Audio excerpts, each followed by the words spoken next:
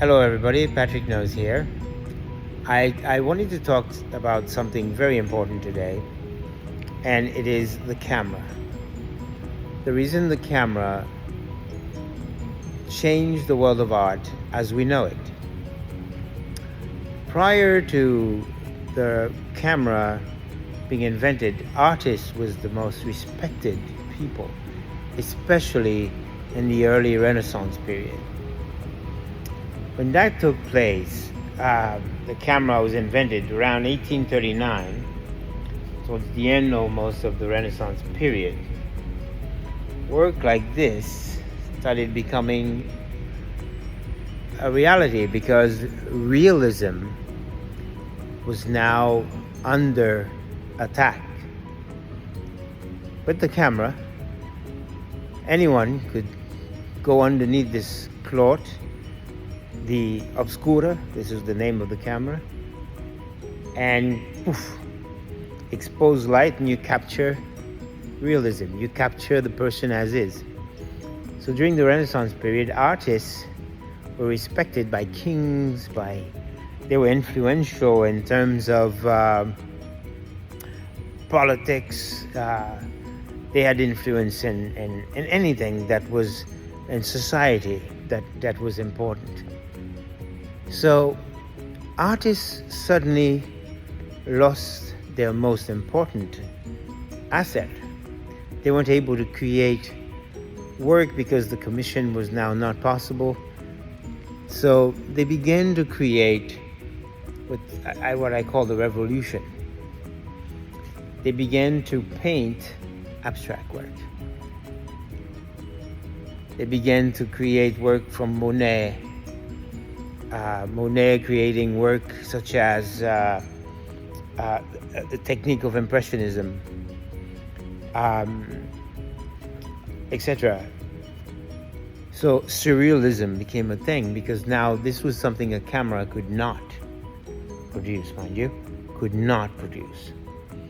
So many artists who now were well versed in realism, hyperrealism, had now no choice but to revert to abstract. Now this artist I know personally, this is Matt. Matt is he's a trained artist, so he's done work for all sorts of great companies, Disney, etc. So in order for you to create art that is intricate and to suddenly change to abstract, you had to have known a little bit about some techniques of art. Nowadays, you have artists that start painting abstract because they see everybody's doing it, they're selling. Like the man who did a banana. It's a bit of an insult, I still think. However, the camera has taken away the ability for an artist to make a living, hence the word, a starving artist. A starving artist is someone whom, despite their immense talent, cannot survive as an artist. Mind you, during the Renaissance period, artists was in competition, almost a romantic way. You had Michelangelo. While he was doing the Sixtine Chapel, there was young Raphael. He was about 25 years old. He was commissioned to do the School of Athens.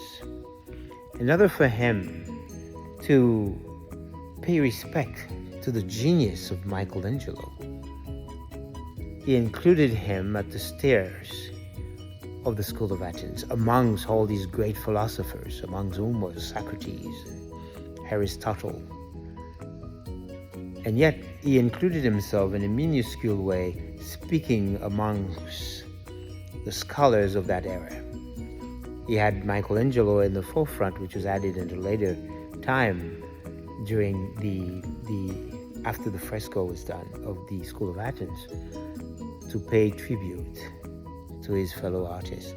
More so, although they had a big thing going. They weren't easy together. They were very much kicked each other's tukas kind of way.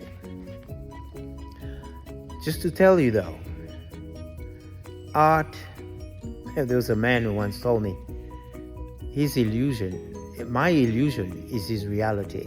I was part of the Orange County, I was on the board. So as I started to question this man, he told me, my illusion is his reality. Little that you know, I am art. I spent 8 years of my life studying art, so I am it. So when I do a show like this, it's to educate as well as give an open opportunity to artists. Because I have artists who comes here with work and I say, no, I don't want this. Why? Because, right? I have artists who comes with work to them or extraordinary to them. Because you have a talent. It is important that you don't. It is important that you don't create because of people. It's the work of Edmundo. Edmundo's story is a magnificent story because Edmundo creates little orifices, little holes. And these little holes tells you of a thing, something that happened to him when he was a child. So I'll let that for you to ask for him when you come. So I lost my track of thought. So then let art lead you. Don't do it because you want people to appreciate it. Create abstract, right? You create an abstract work, not because someone might say, oh, my kid could do that, but because you could explain it. If you could explain what you've done, then you've won the battle. So this exhibit is not to say, oh, it's a big place, we're going to have a big exhibit and show off to the world. This is a place of learning. If you're an artist, you submitted work here and you've not yet come face to face to my criticism, then perhaps you did good. If you have met my criticism, it's because you're better than you are giving out. So, no offense, like I told artists of color, don't give me things that have to do with the norm, what people are expecting for you to do. You give me something that is challenging. If you are an Anglo-Saxon artist, give me something that is beyond the norm. If you're doing abstract, if you're doing surrealism, for as long as you can explain what you've done, then we've won half of the battle. Patrick knows.